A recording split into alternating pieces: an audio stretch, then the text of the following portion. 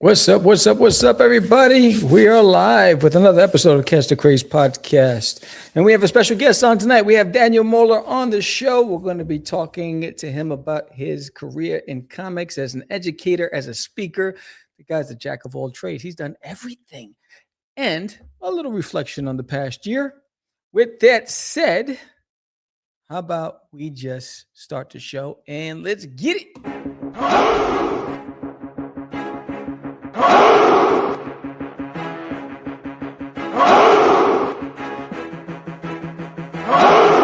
We are the only show for independents all around, giving you a platform to spread your word all over town. Catch the Craze is the place to promote to your fans with the dream of Medina and Sam the Crazy Man. Subscribe to our show and never miss an episode. It's time to get your mans, listen to us on the go. Updated every week, we never miss a day. Join the squad, come on in. It's time to catch the Craze. If you are an independent, catch the Craze. Making moves on your own, catch the Craze. On your grind in the streets, catch the Craze. Join the movement, catch the Craze.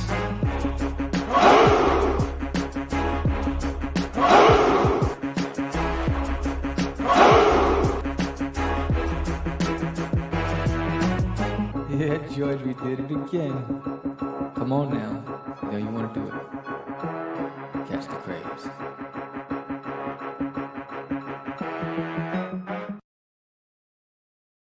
Catch the Craze podcast. I'm your host with the most, Sam the Crazy Man Vera. And tonight, George is not here. Yay! And that's not what I wanted. That's what I wanted. George is in Chicago. He's in Chicago with the family, getting ready to celebrate the new year. And I'm here with you, getting ready to lock in the 2025 and head into 26. It's crazy. Time flies. You know what I realized when you're younger? Time stands still. It just goes on forever. But then when you hit a certain stage in your life, where the world is on your shoulders and you have multiple responsibilities and everybody at your neck wanting this and wanting that, time is just not your friend. It's a rare commodity. It seems like you're chasing the clock. At least that's what it seems like for me. It seems like I'm always chasing the clock. But as I look back and reflect on the year, you know, if I had to grade myself for this year from on the comic side of it, I'd say like a B minus. C plus B minus for the professional side, because everybody knows that I do have a full-time job. On the professional side of it, I'd say about an A minus. Can't complain about that side of things, but comics could be better. I took some L's at some conventions this year. I've shared that with a lot of you out there. Had some wins, but I had some losses. And some things that I wanted to do didn't come to fruition. So 2025 was a year of the learning. Lots of learnings, man. Lessons learned and applying them for next year. So next year, I'm taking it slowly. Reduce the amount of conventions I'm going to do in 26. Really being specific as to where I want to make my investment and where I want to make my appearances. A lot of it's going to be localized, local at comic shops and bookstores and libraries and schools. Where I'm focusing on just building that audience out here and really slowing down. Forbidden is done. I've done about 7 issues of There's Nailing in My Toilet. I've done Duty's Monsters, and Forbidden, the omnibus, is in the printer's hands right now. I should have it in a couple of weeks to be able to ship out to everybody who backed the Kickstarter. But now it's Cosmic Wars. And Cosmic Wars, just for anybody who's been watching this show or who are new to the show, doesn't know what Cosmic Wars is. You know, I created the main character, Cosmic Gorf, when I was 12 years old. And it was the first comic book that I published as an independent comic book publisher back in 2003 under my banner Crazy Comics. And it was the first time. I mean, everybody thought I was innovative back then, right? Because I was using 3D programs to create all of my backgrounds, but I was doing traditional art over the 3D. So all my characters and all my ships were hand illustrated and then colored and superimposed with my 3D backgrounds that I use things like Combustion and Bryce and 3D Studio Max, and I was just all into that. And so when I produced the comic, everyone was like, "Whoa, this is breakthrough stuff!" Right?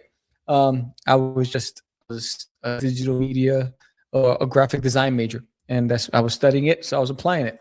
But now I'm redoing the whole thing, re-illustrating, recreating the whole series.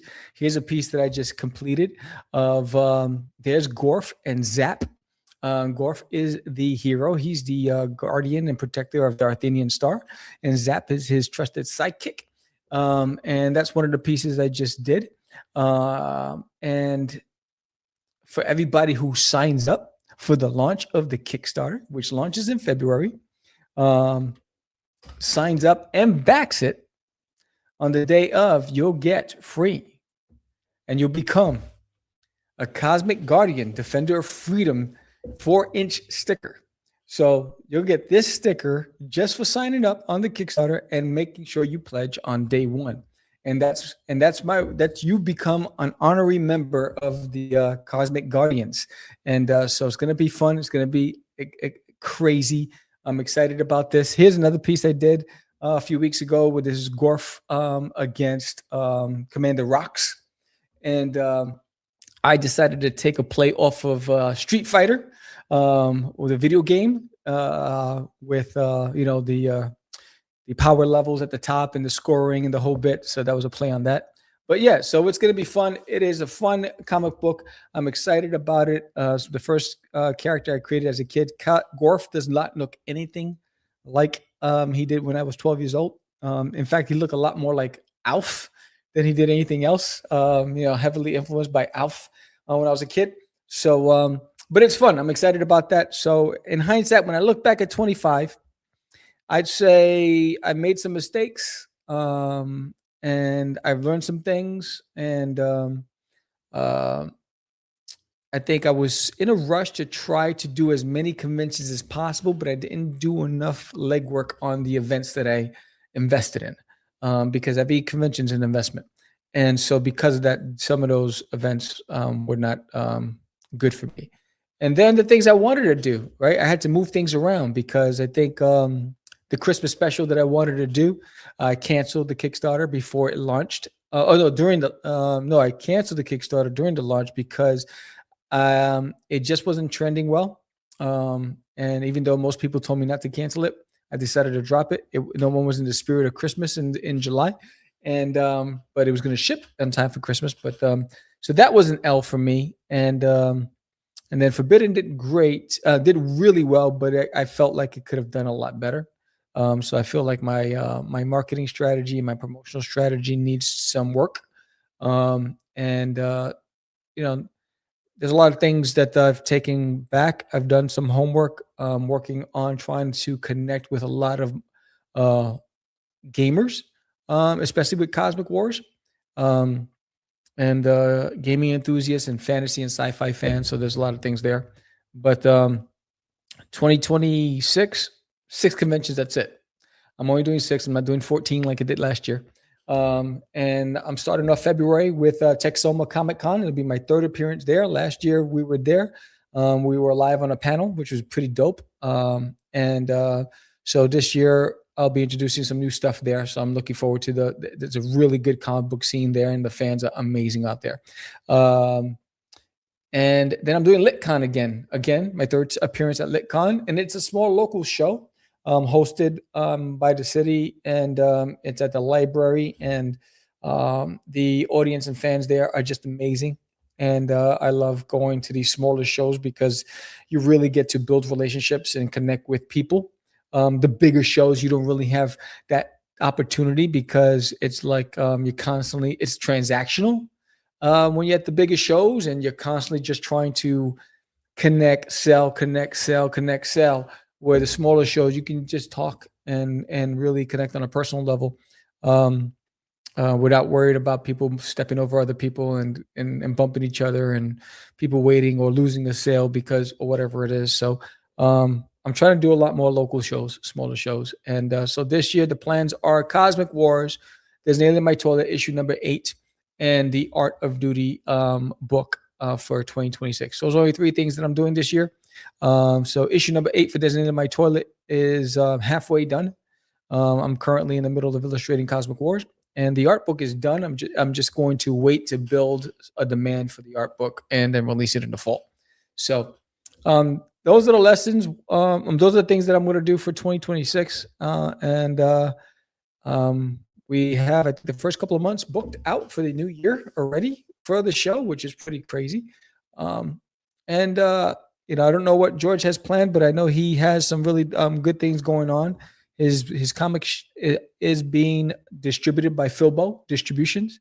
And so I don't know what issue he's up to now, but he's in stores now, his floppies. And he just had a successful campaign with his comic book. And he's got some projects he's working on with other independents, and he's lettering a lot of books. So he's a letterer.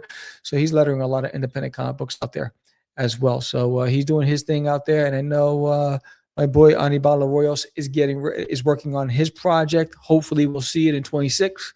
And we'll see what goes on with there. And then the people that we know, JD Calderon and Daphne Lage, they're doing their thing. They dominate that Kickstarter game.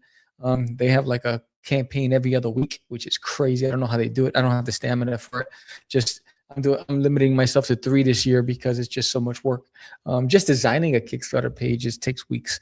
And then running it, and then your heart racing, and and then you're promoting it. It's painful. It's painful, but it's something you got to do, right? So with that said, thank you everybody who's been watching the show. If you like this episode, leave a comment, like, share, thank it, tell a friend. Again, we are the longest running independent comic book podcast in the game. We're the first independent comic book podcasters, launched in 2005, where there was only Comic Geek Speak and one other, and they were focused on the big guys. They were focused on DC, the big two. And so we wanted to create a podcast for the small guys, the unsung heroes, the talent that's out there that's redefining the game, the stories that most people don't get to hear but are fantastic, right? And so that's why we created Catch the Craze podcast. And thank you for sticking around with us for this amount of time and being with us this whole time. I truly appreciate you. And I truly appreciate all the guests that were on the show in 2025. It was a fantastic year. We met a lot of new independents out there. We've had singers on the show. We've had attorneys on the show. We've had puppeteers on the show. We've had a lot of different talent on the show. So thank you guys for choosing us to get your stuff out there. We truly appreciate you. And if you're listening to us on Spotify or any other audio podcast platforms, leave a comment, let the algorithms work in our favor, or come over to YouTube and subscribe if you haven't done so already. So with that said, again, if you haven't signed up for Cosmic Wars, the link is in the chat. Sign up now. Cosmic Wars launches in February. Gorf is going to redefine the sci-fi action adventure game, and you can become a Cosmic Guardian, Defender of Freedom, and have this badge of honor. This 4-inch huge sticker could be yours just for signing up and pledging on the first day. So with that said, we do have a guest on the show. His name is so he's done a lot. I'm going to give you a little snippet because it's a lot. It's like when I was reading this, it's like, good Lord, what haven't you done? Right? So Daniel Muller is an author and artist. He is the creator of the hit comic book series Psychonaut Presents and the Simon Myth Chronicles. He's the author of numerous books, including sci-fi action epic PSI Strike, Mind War, The Shamanic Soul, and The Shamanic Kabbalah from Llewellyn. I think it is Llewellyn worldwide. My pronunciation is horrible today. Let's see. As well as the psychedelic urban fantasy novel Red Mass and the Terrence McKenna guidebook, Machine Elves 101. In addition to being a creator, Daniel has a background as a speaker, a teacher, and trainer, both in the business world and creatively. As a master of liberal arts with a history as an adjunct college professor, Daniel's passion for education and expertise lies in many areas, including art, literature, philosophy, psychology, and mysticism. Right? So that's just a snippet of what he's done. I'm going to put the link to his website in the chat so you can read this. It's fantastic. What's up, Lou? Welcome to the show. Yes, a very impressive background. I was like, man, I got to step up my game. What is this? Right? So without further ado, let's bring in our guest tonight. What's up, Daniel? Your mic. How are you today? Good, yourself? Thanks for that introduction. No problem. Thanks for making it easy. I was reading your bio on your website, and man, I was like, all right, hold on, I got to get a cup of coffee. And pretty impressive. It's pretty impressive. So yeah, I for try. anybody, for anybody who's I'm not familiar with who you are, give us a little rundown. Even though I did give it a little taste. Yeah. Mostly my focus is being an artist and a writer both. I love to tell stories just in general. So comics are one of my primary formats for doing that, but also I write novels. But I actually have an extensive background in writing nonfiction. I kind of just got my start as an adjunct professor. Liberal arts was my forte. So I got my start telling stories and publishing, just writing articles mostly for literary journals and poetry, other things like that. But I had a very strong bent towards mysticism and alternative spirituality and things like that, and started writing in that vein due to a lot of research that I was doing and experiences, and got most of probably my largest published books were from Llewellyn Worldwide, which is one of the larger metaphysical publishers in the industry. And that was those books that you mentioned, Shamanic Soul and Shamanic Kabbalah. And so, yeah. But anyway, I didn't really move into the comic circuit until a little bit later in my life, really in the past like 6-7 years. It's always been a passion. Since I can first remember, really. I think I just probably never really had the courage to kind of step forward and just go for it. So I did, and just been loving it ever since. All right. So you skipped a few things, so we're gonna circle back a minute. So that's okay. Yeah. So we're gonna touch on to the mysticism, but let's go back into the comics first, right? So Sure. What interested you about comics, and then when was it that you realized that you wanted to create comics? From the very beginning. I grew up a small kid or small town in the 80s in the Midwest, and there wasn't really a whole lot of access to anything outside of that small town except comic books, were one of the primary things. And it was just like grocery store stuff, right? So it just was right there on the racks, just, Marvel, DC, those things were just powerful to me. I didn't really like reading books a whole lot at first. I loved the pictures. I loved the action. And then just all the weird, odd things like, there's like Ghost Rider or, people with telepathy, and just like the strange stuff that was just so far out of the norm. Right. And it just drew me. So as I kind of grew into that, I was immediately making comics. My mom said that I was even drawing comics and picture books and things like that before I could really even write. I would like tell her what to write. She would write the letters, for me. So it's always just been a part of me, really. And I even went to school, or I went to college originally to pursue art, but I did not enjoy college at all, at least in the art school vein of things. And I actually switched my major to English at that time for a couple of reasons. One, I wasn't making it in the art communities. I wasn't really jiving with the art communities very well. But two, I remember an article, I can't remember who was being interviewed, but it was an artist being interviewed in Wizard magazine back in the 90s.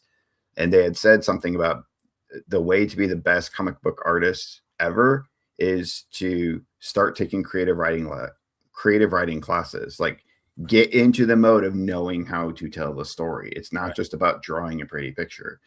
And that always stuck with me. And I knew I was always going to pursue writing along with art, because it was always just, the process of telling stories.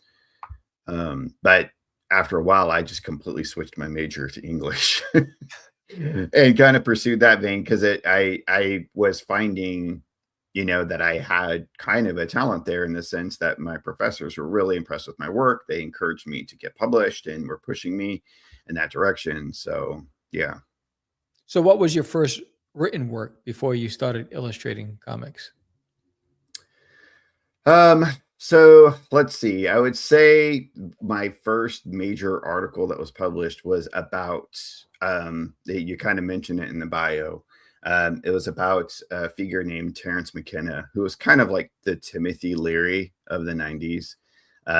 Kind of a psychedelic guru. I was really into, psychedelics and things like that in college, of course. Experimented a lot, but that kind of thing always drew a huge interest for me. And what made him very interesting to me is that he was more focused on using psychedelics as a way to heal, as well as really looking where these plants came from, like the indigenous communities and the ceremonies that they participated in. There was something about the peel of that just kept drawing me over the years. And because he was the figure that really introduced those sort of ideas to me, he died before I even was introduced to him. But he had a vast work of literature, as well as he had a history of showing up at raves and things like that, and just doing these rants on psychedelic culture and consciousness expansion and stuff like that. So I wrote kind of an expose on him, and it got published on an online journal. And then that later actually led to a book deal, to write the first biography of this figure. So yeah, that was like the reason why I bring that up is because that sort of subject matter kind of bleeds into even my later comics work as well. So That's fantastic. Fantastic. So walk us through that process, right? So now it's it's a natural evolution. You going for just words to now words and pictures. Yeah. So like I said, I found comfort in just the written word. I had my art school experience, as I expressed, just was very nerve-wracking. It was very hard for me to be able to kind of put myself out there. It felt more vulnerable being an artist for some reason. And as I was exploring the written word and moving forward in that genre, in that psychedelic genre specifically, I was realizing that I've got some healing of my own to do. I got some obstacles in my own psyche to remove here if I can't just do what I want to do, which was always just drawing comics. Right. So I kind of pursued that path of exploring indigenous cultures and exploring indigenous ceremony. Went to Peru, just contacted multiple people that researched the subject. This led to some of my other books, Shamanic Soul and Shamanic Kabbalah, because I had a lot of experiences in which I was actually trying to embed myself in certain traditions and learn these certain practices of using these psychedelics, not in some kind of party kind of way, but ceremonially, ritualistically, really trying to work on myself and kind of unplug this part of my brain that just would not allow me to just put myself out there, really, to get rid of these insecurities and do the work. And that's eventually what led to, even though I like I said, I published a couple books through Llewellyn and I was having some nice success there and I enjoyed it. I knew I still needed to return to comics. So I had some experiences, and my wife basically was just like, you know what? There's no way you can express these experiences other than in comic form. You just have to do it. Just start. Who cares if you think it's sketchy or rough and not quite professional? Just do it. Right. Which is really the best advice anybody could give anybody, getting started. Don't worry about polishing yourself. That will come later. Just dive in, go for it. So I did, and those first comics were the first few issues of Psychonaut Presents, which were about those particular psychedelic experiences, those experiences in rituals and ceremonies with various shamans and curanderos around the world that were kind of helping me break open this part of myself, to lead me to the point where I would be drawing it on paper. Wow. You know, so that's basically a very short synopsis of a very long story that took many years, of course. You Right. know, I mean, I'm like in my late 40s, so it took a long time, Yeah. but I'm happy I got here, and I enjoy the work that I do. So It's fantastic because I mean, you touched on a lot of things, right? I think, you mentioned about being vulnerable with your art, right? Because it's easily it's the first thing people are going to see, right? It's the first thing yeah, people notice on the bookshelves, right? It's the picture, right? yep, Where the book, you have to open it up, you have to read a few in order to make an assessment, right? yeah, So, and it is a cruel world when it comes to, because everyone has an opinion, right? And yeah, I've seen so many artists that were so gung ho about getting into this medium, and then backed out because a critic tore them up, or just trash their art style or whatever it is. And you know, I'm no stranger to a lot of criticism in my years, but I'm just stubborn, right? And I'm like, wow, right, whatever. I'm going to keep drawing, right? Even if the head's too big, I'm going to keep drawing, right? And but then you also touched on the psychedelics, because I was watching an episode of Joe Rogan, and he was talking about what psychedelics does to, like, opening up your senses to heightened experiences, right? And can you provide an example of a heightened experience that you have lived through with psychedelics, and what's it done for you as a creative? What's it done for your confidence? Has there been an awakening from that process for you? yeah. There, most certainly, definitely an awakening. But it wasn't like any one particular experience that just like, oh, that did it, yay, walk away, I'm good. Like I said, I engaged with a very specific, indigenous, teachers that actually, do this work, right? So my intention was to go in and say, I want to learn from you. I don't want to just like walk in as a tourist, drink a bunch of whatever and then walk away. And I want to learn this because that's the way I do things. I'm kinesthetic. I need to like really feel it with my whole body and experience it for a while in order to get it. Right. Um, and I wanted to be respectful too. I didn't want to just be just like, oh, I'm the gringo, coming down to Peru, and just like, I did not want that at all. I wanted Right. to be completely honoring of, these people and their culture. And so, for me, it was more of like these experiences that I had over time, kind of unlock things. Like, you go to a therapist or a counselor, and over time, it's not just one thing a person says. It's the multiple experiences of kind of chipping away at your ego and kind of finding out, like, what's going on in there. So the particular tradition I was a part of, they worked with a psychedelic called San Pedro, which is not like the mind-blowing stuff people say that things like ayahuasca and DMT and the stuff like Joe Rogan talks about. It's actually a cactus that's very much related to peyote, biologically, but it's very subtle. It's a very subtle medicine that just works in the body to where you are having a heightened sense and heightened experience.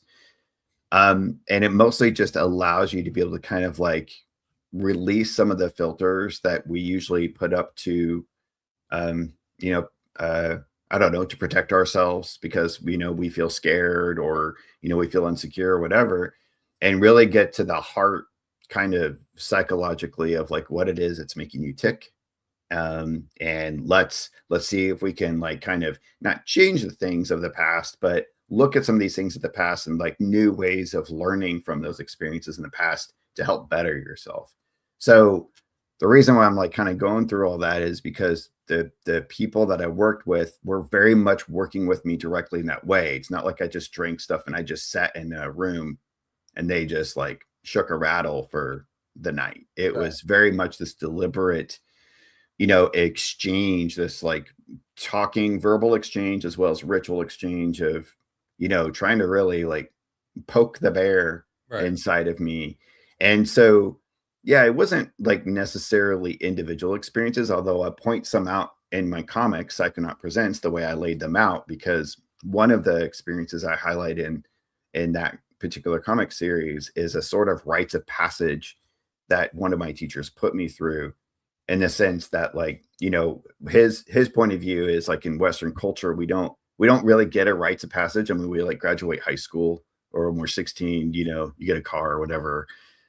And it's kind of it. You go to college, but there's no like ritualized way in which we look at our children and say, okay, now, like, you're an adult, like you're a man now, or you're a woman now. Like there's a severance that happens, so that we no longer like rely on these kind of infantilized ways that sometimes we do, when we get scared or we don't know how to handle stuff in life.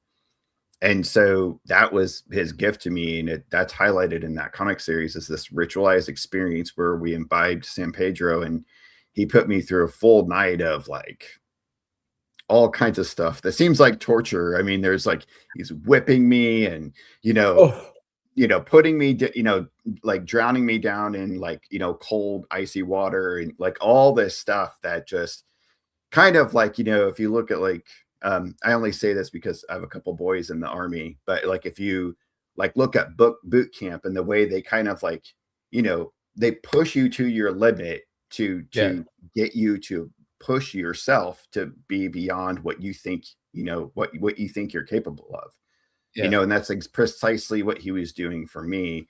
It just happened to be on psychedelics, which is funny to say, but it was very, very meaningful, like prime experience for me, because I really truly felt like that was a pivotal moment where, I'm no longer like a little boy anymore. I'm a man. It's time to like freaking own that. And so like, as a result, like I felt like I had a better clarity of like how to be a better father, how to be a better partner, but also like take more ownership over my creative life, the thing that like feeds my soul, and stop letting it get away from me. I was going into my 40s at that time, and it was like, nah, I can't go to my deathbed like knowing I have all these stories in my head and I haven't produced them. Like I've got to produce them, because like your comics, like you've known since you were like young, and like you've been working on these characters. Like same, I have like a whole pile of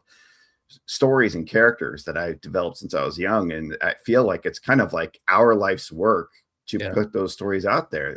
It's important. It's like soul work, so Absolutely. Yeah, it's important to me.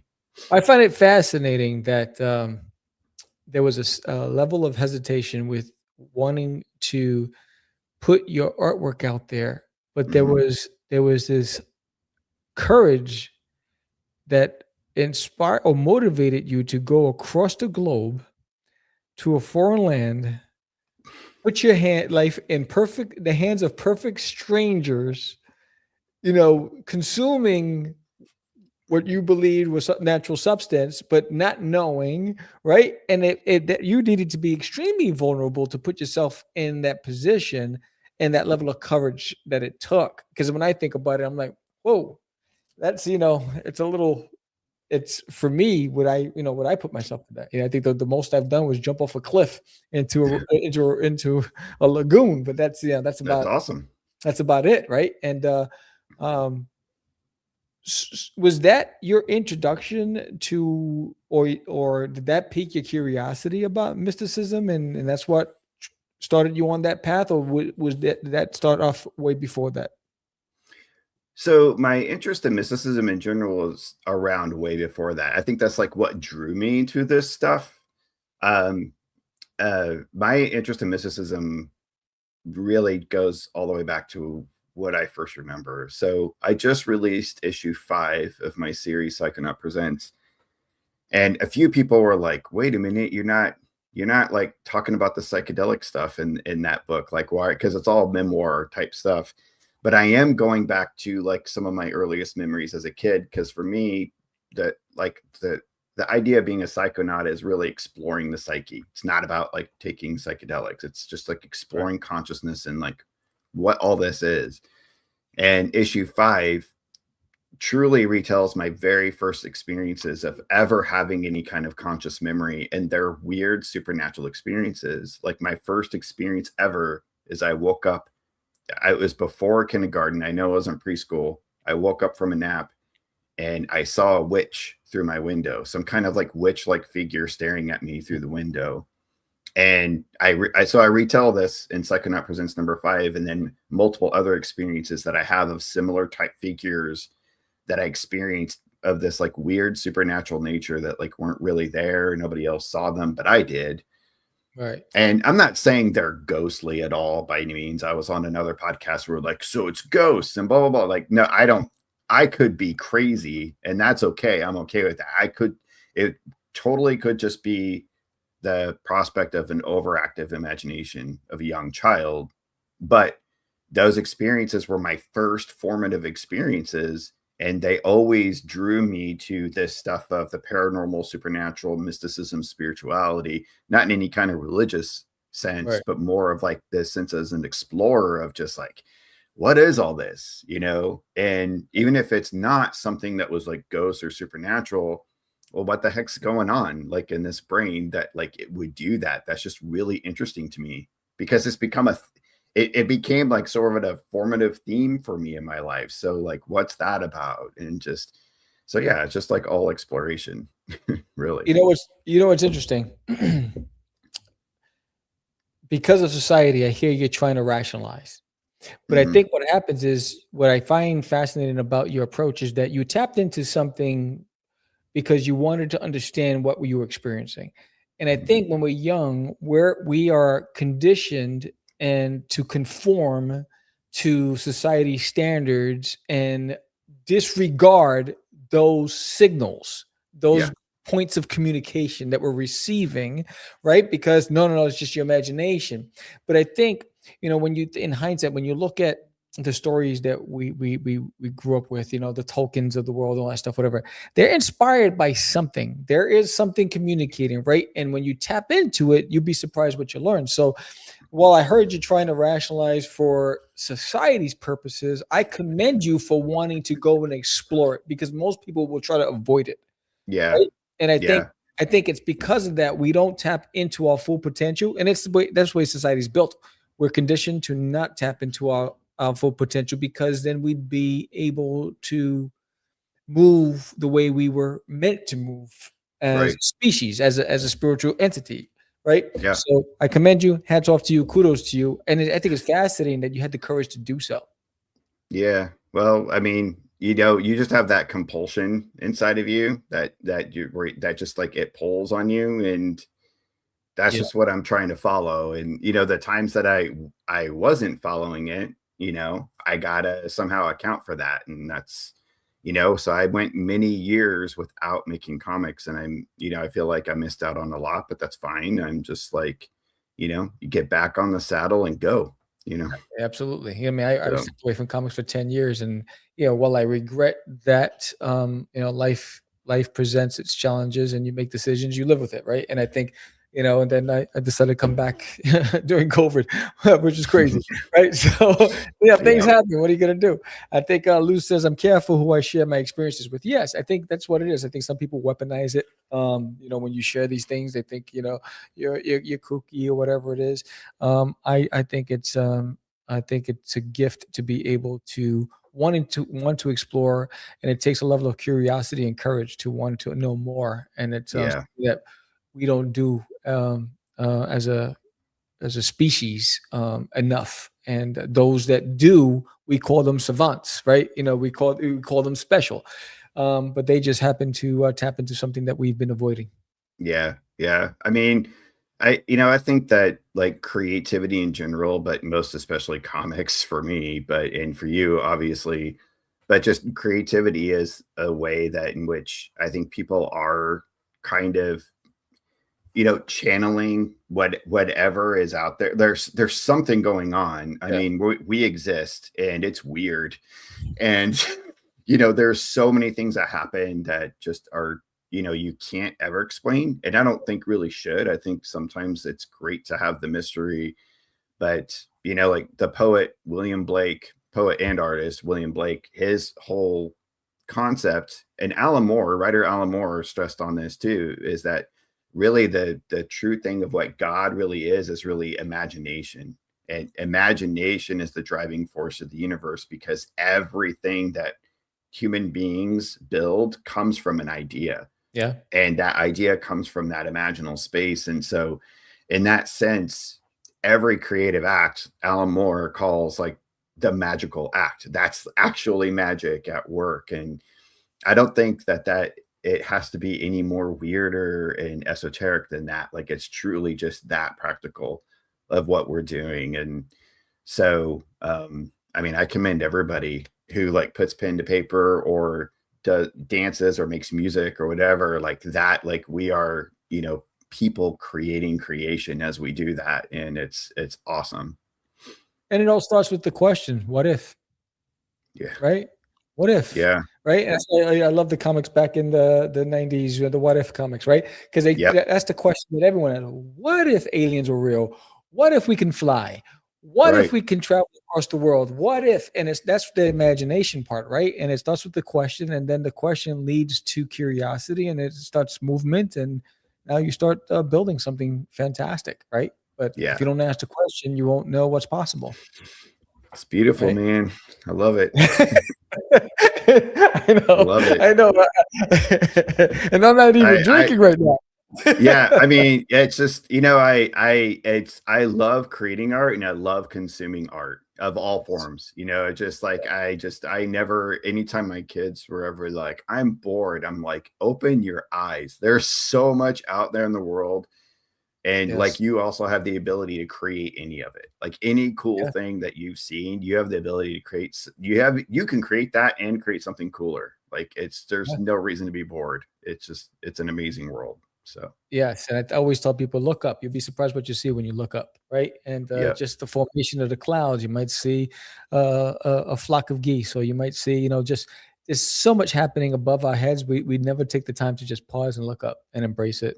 For you know, real. it's just the little things. And one of my guilty pleasures is sitting in a park with a sketch pad and just people watching, listening to the sounds of people and laughter and just drawing.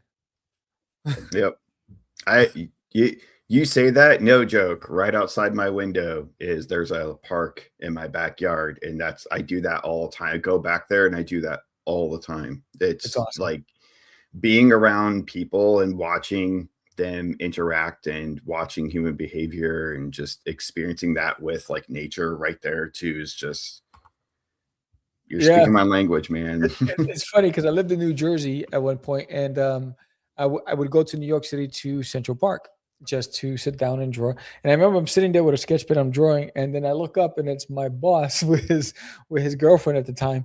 And he's like, "What are you doing here? It's your day off. Don't you live in Jersey?" I said, I'm enjoying nature. I'm drawing. And that's right. And there was nothing better than doing it at Central Park.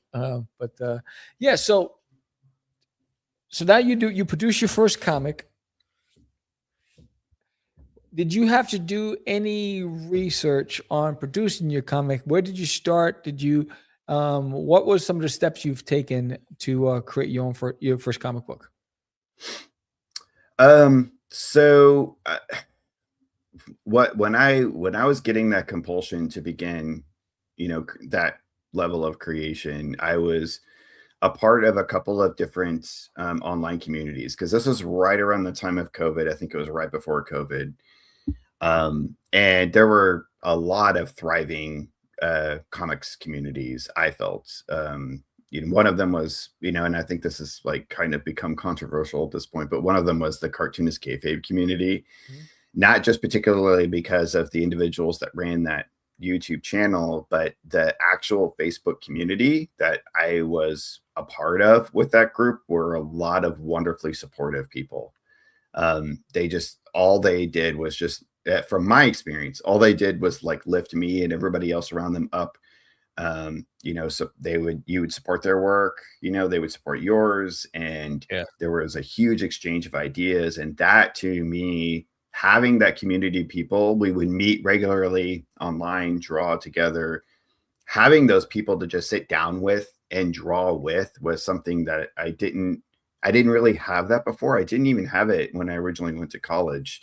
There were no communities of people that you could just sit with and draw with and exchange ideas and be like, oh yeah, well, how do you use a brush in this way? Or what kind of nibs do you use for your pen, etc.? And does this ink work for you? Blah, blah, blah. That was the best ever for me. Because I'm kinesthetic. I kind of need to be in the mix of it in order to like learn how to do something. Right. But the most important thing I learned out of that was making comics. There's no actual rule. Like, when I was learning how to make comics way back in the day, I would I had that book, like How to Make Comics the Marvel Way, or Eisner's Comics and Sequential Art, stuff like that. Yeah. Excellent stuff. But I also felt kind of restricted by, there's this one particular way to do it. That's just me. Right. That's not on those creators that made those books. That was just like my brain. But that's what the kayfabe community kind of helped teach me, is that there's literally any way to make comics, because through that community, I met all these other independent creators and people all across the board. And just the amount of work that's out there is phenomenal. And the ways that it's done are so different. It's just amazing. Like a comic doesn't have to be done on 11x17 paper. It can be done on whatever size you want. You can print it in whatever size. We have so many options as independent creators now to print stuff out in any way, that in any format that we want. It's amazing, and it makes it fun and different and interesting. Or if you want to print it out the regular way, that's cool too, and the accessibility of tools. And so there's no like set process for me. There was nothing that I really needed to do. I just kind of immersed myself in that community, and I kind of learned through all of that and just by doing it. Nice. But the biggest thing too, I think that taught me, was the absolute essential nature of developing a schedule for yourself. Yeah. The discipline and seeing other individuals enact that discipline, and like every night at this time, boom, they're at the table, they're just doing it no matter what. And finding a way to incorporate that into my daily life, being a husband and dad and having a full-time job, was, it wasn't like hugely challenging, but it's just, it's a process, but when you do that, I mean, that's the most rewarding part, is then like, you're then just producing regularly. And when you produce regularly, that drives you to just keep doing it more and more and more, right? In my experience. Absolutely. I love that. I think you touched on it. I think you said having a schedule and being disciplined. These are the things that I've seen were like the demise of independent creators, because they didn't have a schedule and they weren't disciplined enough, right? Because it is a lot of work. When you decide to go down that rabbit hole of creating a comic, it doesn't stop there. Now you got to get the word out, right? Now you got to find a printer, and you got to, this you got to format it and make sure that you proof it. If you're not using an editor, your own editor, right? And then marketing it in, and you got to go on social media. And then if you want to do a crowdfunder, so in order to, all of that administrative work can really hinder the creativity, because it adds a level of frustration and anxiety that you weren't planning for. Because now it feels like work. It's no longer, that side of it's no longer fun, because you want to draw, you want to write, you want to create, right? But if you've done all of that pre-work, which is creating the book, finishing the book, right? Creating it, the other stuff should be complementary. It's the addition to it. But if you're doing it simultaneously, it could be, a burden to some, which is why a lot give up. So how did you figure out, in fact, how did you structure your time to be effective in this field? Well, I actually have a benefit that even I know some of my other creators don't have. By day, I'm a project manager. So it is very helpful. And so but I wasn't doing that at first. I was trying to separate work from play. I considered it play, but also, that's what I considered the comics work. But I was looking at it all wrong. There's no reason why I can't merge those two disciplines together. And in fact, it could help augment the comics experience and amp it up to where I get a little bit of a following. I get a community of people. I can get fans, because that's what I wanted. Because at first I was producing books, but I wasn't getting a lot of readership. And, I want people to read it. That's like the whole point of producing something, is having people engage with the material. So yeah, I just started applying those principles of project management. I have every year. I'm in the process right now of creating my plan for the year and goals. And I set deadlines for myself, and I try to create wiggle room within those deadlines to account for real life experiences. So I try to mitigate risks, that could come up. I don't go so far as like developing certain project management artifacts like a risk register and things like that, but I do account for these things, and I do spreadsheet a lot of this stuff out on a schedule for myself. And also, planning things out. I created a completely separate budget. That's just a budget for just comic stuff that doesn't interfere with my family budget. So I know I need to make a certain amount of money in order to do a certain amount of things for the next year, such as, attending, like you were talking about earlier, the number of conventions to attend and, et cetera, this year, because that all costs money too, how much stock I'm going to need. And so that's been a huge tool for me. And my wife had kind of nudged me before too, kind of kicked me under the table and was like, it would be really cool for you to kind of like maybe develop a course, because I used to teach college, develop a little course to like maybe help comic creators, with that sort of thing, or something that like where you can provide like templates or things or something, because I know a lot of people that have amazing work, but yeah, it's that very thing. They don't know how to get out there or keep themselves on a schedule. And I know a couple of people particular in mind that I had series that I was following, and I loved these series so much, and they haven't put out a book in a couple of years now. And it's like, come on, man.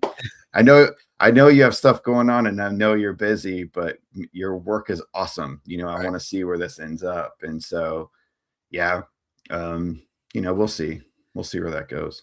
No, I think you hit the nail on the head, right? You said, I plan for the unexpected. I leave a wiggle room, right? For life, the things that come from the side, left field, right? And I think sometimes we put our eggs in one basket. We think it's going to be, I got the perfect plan, I'm going to run forward. And the next year, something happens in your personal life, something happens in at work, something, and we didn't plan for it, right? So then don't know how to get back in, because you're so distracted from it, that it takes, it can be defeating, because now like, and then you don't know where to start over again, right? So I think planning for the unforeseen is critical.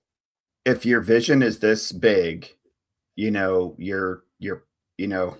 awesome to have a big vision, but you have to plan realistically, so if I'm planning a deadline at work or creatively, I could sit there and say, well, I'm going to get 6 books done next year.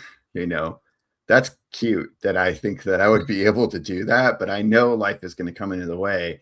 And even when I'm just even planning like to complete 1 book, when I set the deadline, I always do this in projects too. You always set it out further than what you actually expect that you can produce it, because stuff will happen. But that means if you get it done earlier, great. That's awesome that you get it done earlier. Gold star for you, and then you can make room for other stuff. But always plan it out later than what you originally project that you can do it, based upon hours and, expense and level of effort, etc.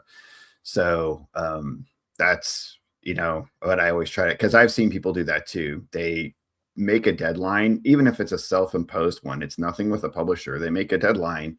They don't, like you were saying, they don't hit that. and then they have a sense of defeat, and then it kills that drive a little Yeah. bit. And like the goal is to always stay driven, always like make yourself successful. You have the ability to make yourself successful, but you just kind of you have to rig the system a little bit for yourself to like, keep that drive going. And that's where you'll always be producing. Absolutely, absolutely. Now this year, your last campaign, you were funded. You launched it on Crowdfundr. Am I Mhm. correct? So Yes, why crowdfunding. that platform over all the other platforms? Mhm. So I hadn't ever done a crowdfunding campaign. I just been kind of producing books and doing print on demand.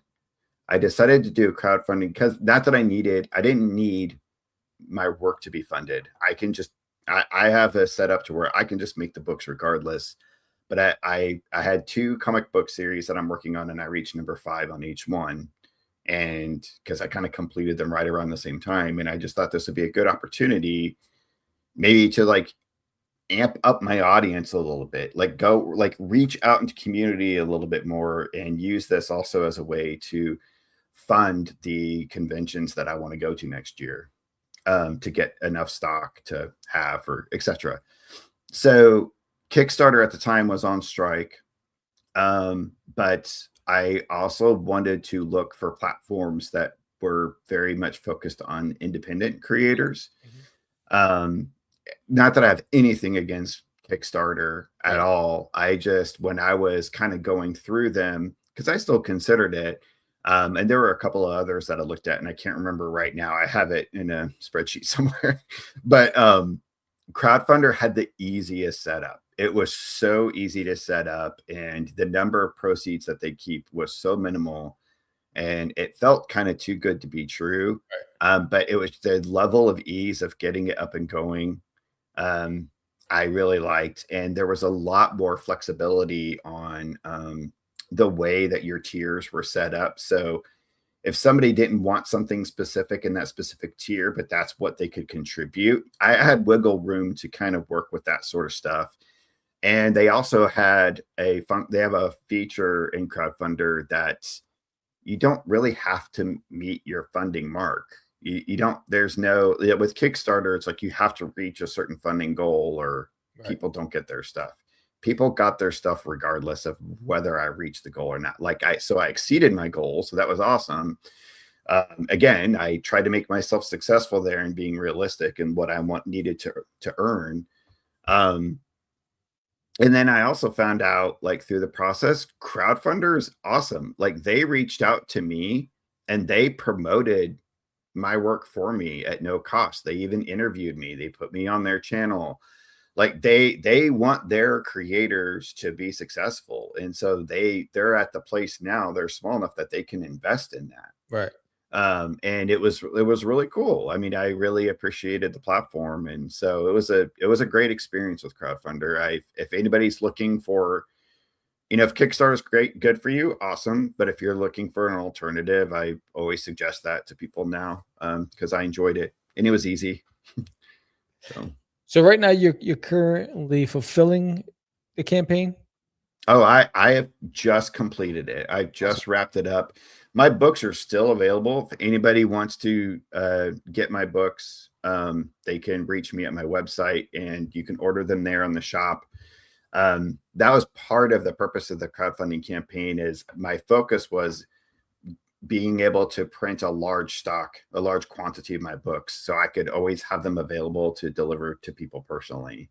Right. I have a print on demand shop through Indie Planet that people have normally got my books in the past, but I like it when I order books from independent creators and I get it signed. I get like a personal note, like you're offering stickers, like stuff like that. I want to be a little bit more engaged in that front. And that's another reason why I wanted to grow a stock of my books that I had on hand. I would like people to order for me directly. I want to be able to, like, hey, you get a little drawing, like I want people to have like a fun package that they receive that like makes it fun to get the book. And you're not just getting the book shipped from some print on demand service or whatever. Yeah.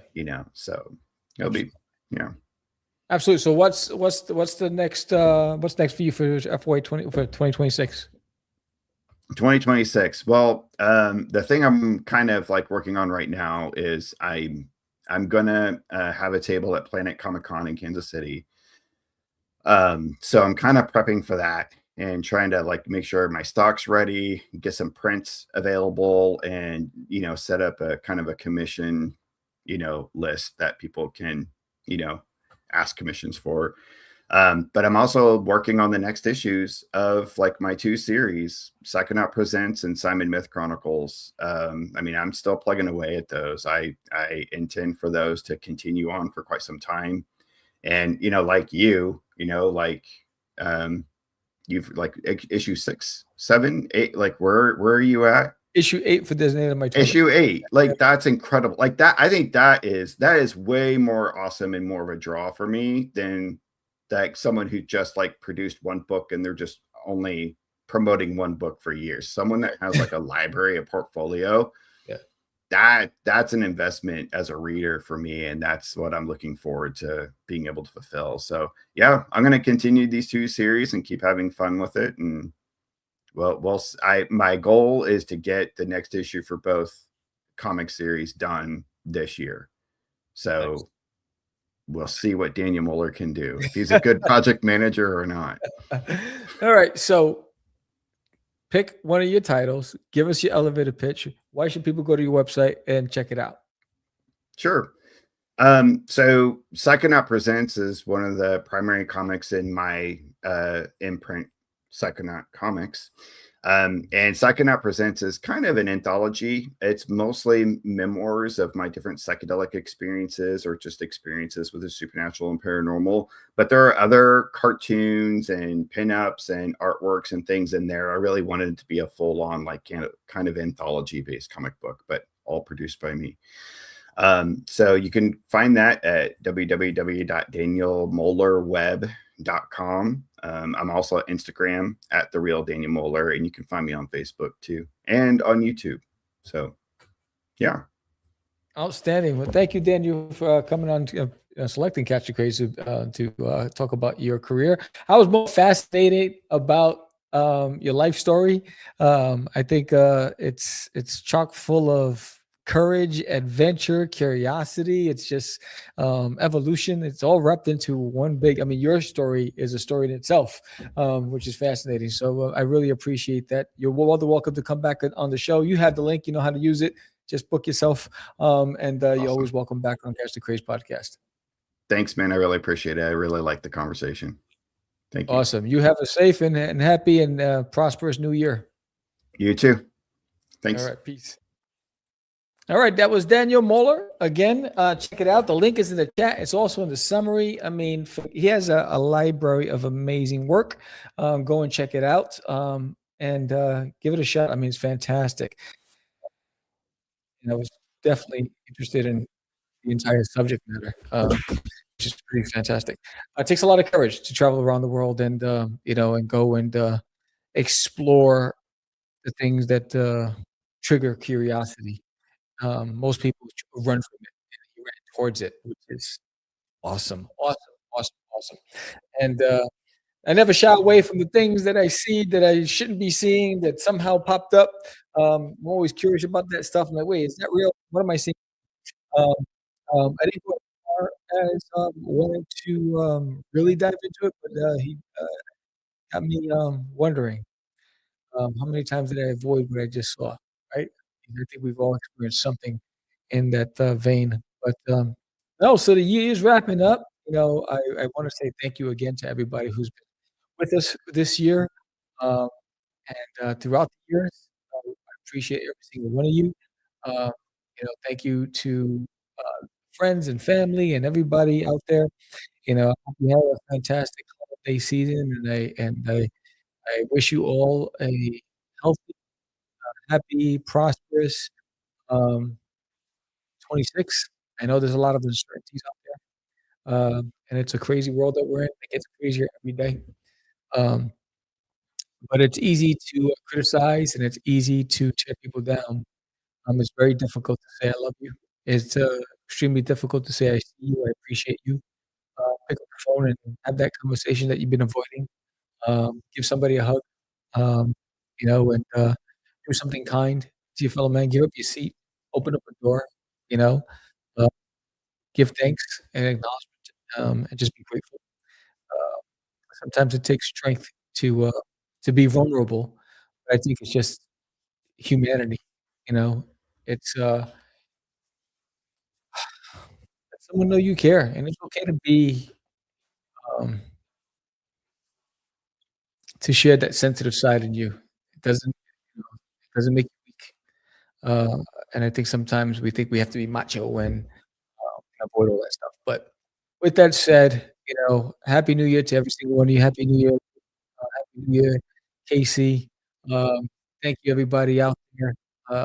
And I'm looking forward to Texoma Comic Con. I think I'm going to see Dan Price and Lori Calcaterra out there.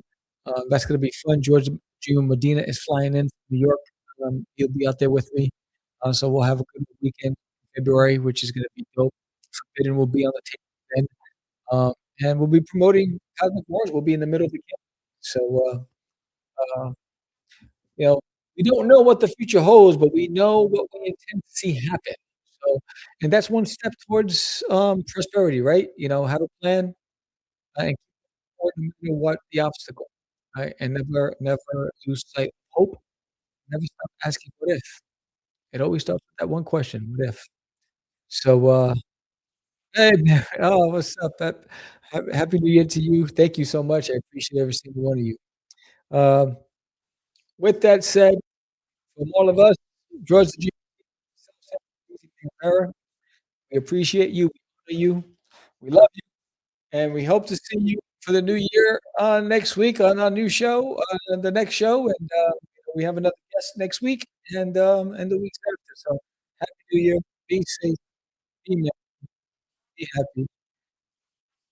Peace out. It's just it's not. Crazy. Acquiesce. No, I was talking about my friend Acquiesce. I met him. Say my name, right? This is what you were thinking? Oh, Lord. He described me. He said, I'm the What? Catch the Craze. You're listening to Catch the Craze. You're listening to Catch the Craze. To Catch the Craze. You are listening to Catch the Craze on Catch the Craze. You're listening to Catch the Craze. Candy girl.